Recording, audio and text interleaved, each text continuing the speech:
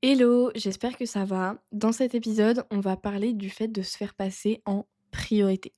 L'habitude du jour, voilà, ça va être se faire passer en priorité et faire l'effort de se faire passer en priorité quand c'est pas forcément naturel, mais pourtant que vous en avez besoin. Je m'explique.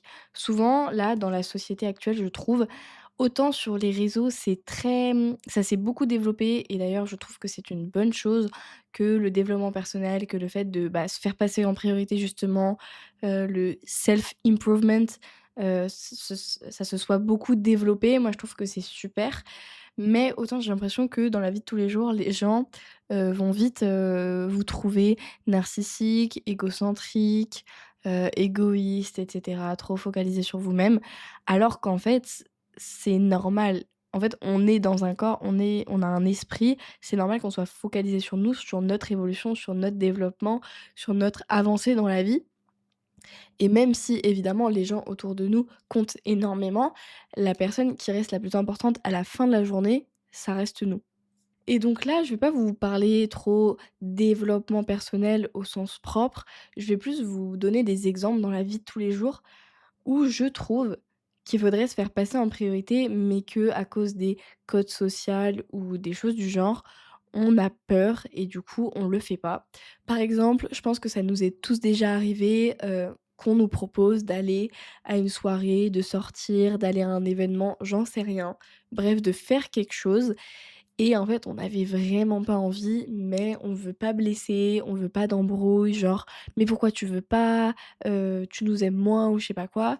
On veut pas d'embrouille, on veut pas blesser les gens, donc on dit oui, alors qu'en vrai, on a juste envie de rester chez nous, que ce soit, parce qu'on a une «bonne raison» entre guillemets, parce qu'on doit faire quelque chose ou juste sans «bonne raison» entre guillemets, mais justement, le but de ce que je vous dis, c'est qu'il y a pas de bonne raison. Vous avez pas à vous justifier si vous préférez rester, quelque part chez vous, si vous préférez, dire non, c'est votre choix. Vous avez pas à vous justifier, en fait. Enfin, il y a pas forcément, besoin de dire: «Ouais, non, mais j'ai une montagne de taf à faire, je dois rester».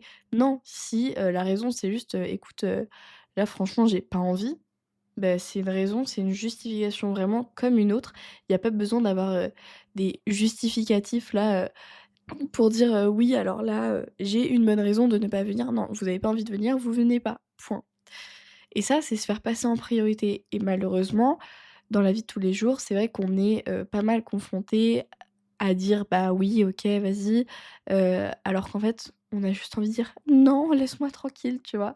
Mais ça, c'est parce qu'on veut pas blesser les gens, parce qu'on a peur du rejet, bon, parce qu'on a peur du jugement et le but dans tout ce que je vous dis, c'est de comprendre que il faut attendre des gens qu'ils aient la maturité, de comprendre ça et de le pas le prendre personnellement pour chaque décision que vous prenez qui est en lien avec eux. C'est pas tout le temps, hem en fait, la décision que vous prenez est peut-être en lien avec eux, mais le choix que vous faites, c'est pas à cause d'eux ou grâce à eux, c'est parfois juste vis-à-vis de vous-même et si vous attendez des gens qui soient assez matures pour comprendre ça et c'est normal d'attendre ça des gens, mais il faut aussi que vous, de votre côté, vous soyez assez mature pour comprendre ça aussi vis-à-vis de votre entourage et de ne pas prendre personnellement chaque décision qui puisse être en lien avec vous et qui, en fait, ne l'est pas du tout. Bon bah voilà pour cet épisode, j'espère que ça vous aura plu et je vous retrouve très vite pour la prochaine habitude. Bisous bisous.